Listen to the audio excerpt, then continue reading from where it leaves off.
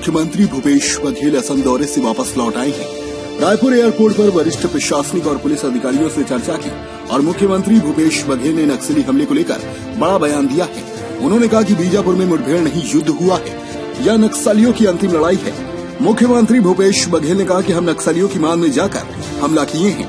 यह नक्सलियों की अंतिम लड़ाई है।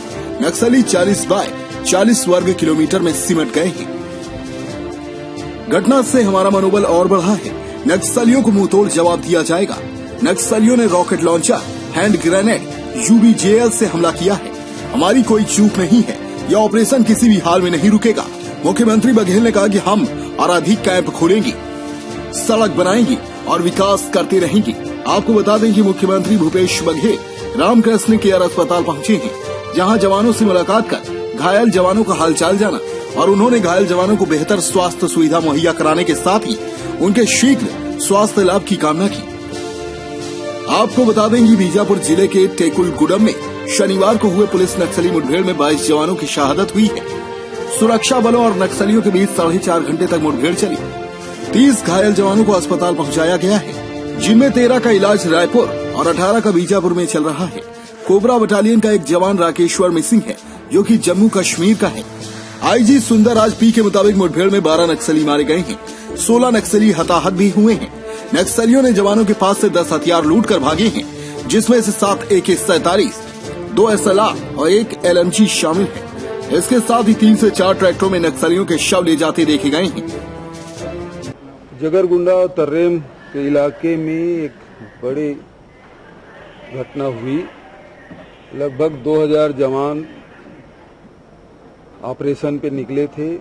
5 अलग अलग टुकड़ियों में थे।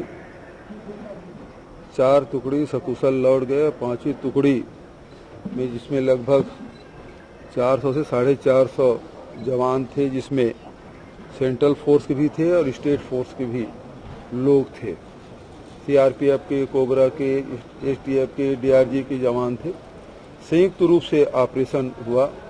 ये वो एरिया है जो नक्सलियों का गढ़ माना जाता है और वहाँ हमें जाके कैंप स्थापित करना था और इससे वो बहुत बखलाए हुए थे। ऐसे स्थिति में वो छुप के वार किए, लेकिन हमारे जवानों में डट के मुकाबला किया। ये मुठभेड़ नहीं हुई है, ये इसको युद्ध कह सकते हैं। आमने सामने 4 घंटे तक की लड़ाइयाँ चली है। दोनों तरफ से गोलियां, बारूद और रॉकेट लॉन्चर का प्रयोग किया गया। हमारे जवान शहीद हुए, लेकिन कोऑर्डिनेशन इतना तगड़ा था कि उनको जो जवान शहीद हुए उसको भी ले आए, उसके हथियार भी लाए, जो घायल है उसको भी लाए। बिल्कुल चूक नहीं है। ये कोई कैंप में हमला नहीं हुआ है या लौटते हुए हमला नहीं हुआ है। हम उसे घेरने निकले थे और कैंप स्थापित कर रहे हैं लगातार। आप सुकमा की तरफ से, बीजापुर की तरफ से, दंतेवाड़ा की तरफ से हम लगातार बढ़ते जा रहे हैं, कैंप स्थापित करते जा रहे हैं। नक्सली अब 40 बाय 40 वर्ग किलोमीटर में वो सिमट के रह गए हैं। उनकी बखलाहट ये है और हमारा ऑपरेशन रुकेगा भी नहीं। जो कैंप हम 2 कैंप इस महीने में स्थापित करने वाले थे, उसे भी स्थापित करेंगे। और ये वो जगह है, ये दोनों हमारे कैंप खुलने के बाद जो नक्सलियों की जो मूवमेंट है, जो माड़ एरिया में जो जाते थे, वो ब्लॉक हो जाएगा और उसके बाद उसकी गतिविधियां सीमित हो जाएगी। ये उसकी बखलाहट है और हमारा ऑपरेशन रुकेगा नहीं। हमारे जो जवान शहीद हुए हैं वो जाया नहीं होगा।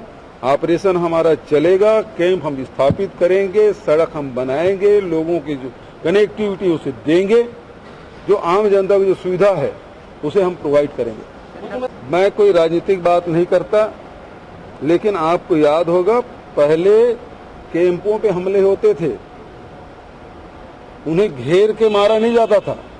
आप पिछले समय मीनपा में जो घटना हुई उसमें भी नक्सलियों को भारी नुकसान हुआ था। हमारे 17 जवान शहीद हुए, लेकिन उनके भी 20 से 21 नक्सली, 26 नक्सली मारे गए थे।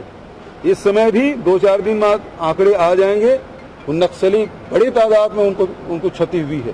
तो अब जो है वो फ्रंट में आग लड़ने की बात हो रही है, घेर के मारने की बात हो रही है। और वो हमारे चाहे सेंट्रल फोर्स हो चाहे स्टेट के फोर्स हो, वो और हमारे अधिकारी और हमारे जवान मिल के लड़ाई लड़ रहे हैं। ये आखिरी लड़ाई नक्सली लड़ रहे हैं, बहुत जल्दी यहाँ से उसका सफाया हो जाए।